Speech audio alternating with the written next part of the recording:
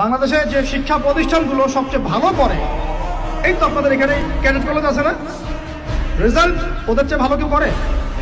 দেখেন প্রত্যেকটা স্টুডেন্ট যাদের নামাজ ফরজ নামাজ পড়ে ঠিকঠাক করে, 5 ওয়াক্ত নামাজ টাইম টু টাইম পড়ে, 5 ওয়াক্ত নামাজ তারা টাইম টু টাইম পড়তে পারে, ফিজিক্যাল এক্সারসাইজ করে, খাওয়ার সময় খায়, খেলার সময় খেলে, ঘুমের সময় ঘুমায়, পড়ার সময় পড়ে, তারা ভালো করে না?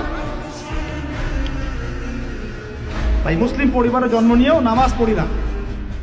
আরো বড় কথা তো বলতে বাকি আছে এখন, মুসলিম পরিবারে জন্ম নিয়েও হালাল খায় না, বেশিরভাগই হারামের সাথে থাকে। আমাদের সমাজের ম্যাক্সিমাম সুদ করে, ম্যাক্সিমাম সুদ কি আমার কাছে শোনেন, বাকিদের কথা বাদ দেন, আমার কাছে শোনেন সুদ কি জিনিস। সুদ ইজ ইকুয়াল টু নিজের মায়ের সাথে সেক্স করা। আমার কাছে শোনেন সুদ কাকে বলে। সুদ ইজ ইকুয়াল টু আল্লাহর সাথে যুদ্ধ করা। সুদ সমান সমান রাসূল মুহাম্মদ সাল্লাল্লাহু আলাইহি ওয়াসাল্লামের বিরুদ্ধে অস্ত্র ধরা। সুদ সমান সমান নিজের মাকে বিয়ে করা। সুদ সমান সমান 36 বার জেনা করা, তাও 1 দিরহাম সুদ, 1 দিরহাম সুদ। কোথায় আছে এগুলা? আমি কি আসমান থেকে কথাগুলো বললাম?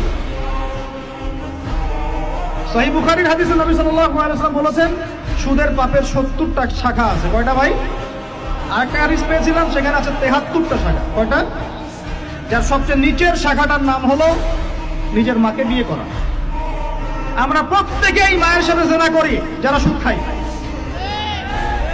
আমাদের মধ্যে যারা সুদ খাই প্রত্যেকেই তার মায়ের সাথে রাত কাটায়। আর কিভাবে বললে কথাগুলো কানে যাবে, কলবে আঘাত করবে আমার জানা নাই।